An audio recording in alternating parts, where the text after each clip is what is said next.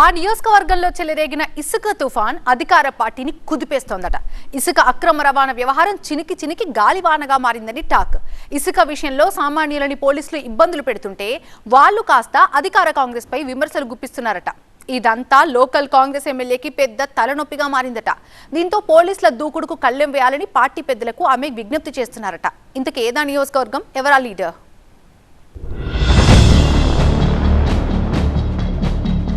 ఖమ్మం జిల్లా సత్తుపల్లి అసెంబ్లీ నియోజకవర్గంలో మొదలైన ఇసుక తుఫాన్ అధికార కాంగ్రెస్ కి ఇబ్బందులు తెచ్చిపెడుతోందట.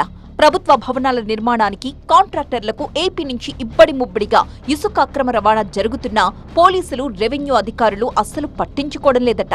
అదే సామాన్యులు తమ సొంత ఇంటి కలను నెరవేర్చుకోవడానికి ఇసుక తెప్పించుకుంటే అక్రమం అంటూ పోలీసులు కేసులు బనాయిస్తున్నారట. ఇసుకను రవాణా చేస్తున్న వారిపై అధికార పార్టీ నేతలే దగ్గరుండి మరీ కేసులు పెట్టిస్తున్నారట.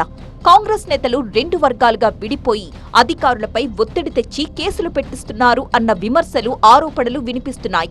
దీనికి సంబంధించి ఈ మధ్య పోలీసులు నాన్ బెయిలబుల్ కేసులు కూడా పెట్టడంతో ఈ గొడవ కాస్త పీక్స్కు చేరిందని సమాచారం. ఇసుక, మట్టి రవాణా విషయంలో ప్రజల్ని ఇబ్బంది పెట్టొద్దని స్థానిక కాంగ్రెస్ ఎమ్మెల్యే మట్టా రాగమయ్యి బహిరంగంగానే చెబుతున్నారట. ఈ విషయంలో అధికారుల తీరుపై ఆమె అసంతృప్తి వ్యక్తం చేస్తున్నారట. సత్తుపల్లి నియోజకవర్గంలో ఇసుక రవాణాపై మాటల మంటలు రాజుకుంటున్నాయని టాక్. ఇసుక, మట్టి విషయంలో ఎమ్మెల్యే రాగమయ్యతో పాటు అధికారుల్ని, మంత్రుల్ని జనం ప్రశ్నిస్తున్నారట. నియోజకవర్గంలో ఎక్కడ ఏ సభ జరిగినా ఎమ్మెల్యే, మంత్రులపై గృహ వినియోగదారులు విరుచుకుపడుతున్నారట. సత్తుపల్లి నియోజకవర్గం ఏపీతో సరిహద్దులు పంచుకుంటోంది. దీంతో ఈ ప్రాంతానికి గోదావరి, కృష్ణా నదుల నుంచి ఇసుక రవాణా జరగడం సర్వసాధారణం అని చెబుతారు. అయితే ఈ మధ్య ఇసుక అక్రమ రవాణాపై అధికారులు దృష్టి పెట్టడంతో అది కాస్త వివాదాస్పదమై కూర్చుందట. నాణ్యమైన ఇసుకను అడ్డదారిలో తెప్పించుకోవడం అలవాటుగా మారింది అంటారు.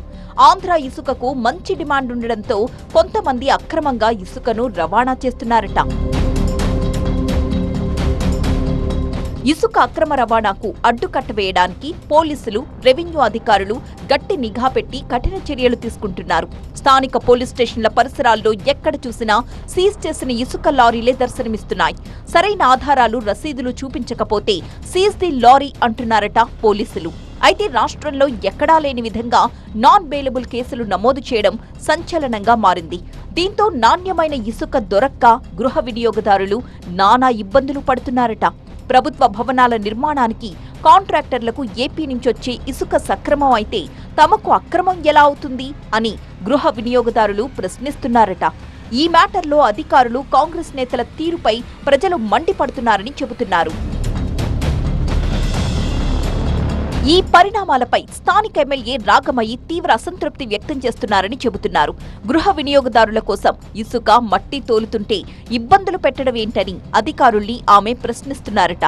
ఎమ్మెల్యేగా ప్రజలకు తాను ఎలా సమాధానం చెప్పుకోవాలని వాపోతున్నారని సమాచారం. ఈ మ్యాటర్ని మంత్రులు పొంగులేటి శ్రీనివాసరెడ్డి, తుమ్మల నాగేశ్వరరావు దృష్టికి ఎమ్మెల్యే దంపతులు తీసుకువెళ్లారట. మొత్తానికి ఈ ఇసుక తుఫాన్ సత్తుపల్లి కాంగ్రెస్ ని కుదిపేస్తోంది.